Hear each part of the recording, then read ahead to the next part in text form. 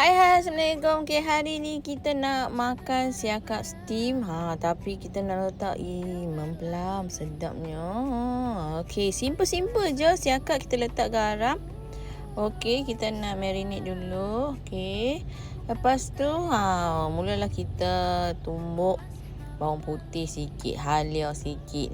Letak halia celah-celah ni. Halia bagus sebenarnya. Ikan steam ni memang bagus. Kalau untuk orang macam tak apa nak sihat tu, okey, bagi makan ni selera.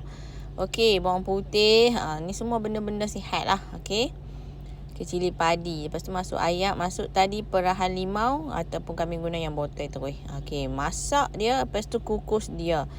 And then bila ikan dah masak, baru bubur tomato sikit dengan daun sut, daun bawang. Yang tu simple. Okey, simple sangat-sangat. Okey, lepas tu kami tambah dengan mempelam. Yang tu sahaja. Sedap sangat-sangat. Cincanglah pelam dalam ni. Hampa try lah buat. Okey, habis tu buburlah cili.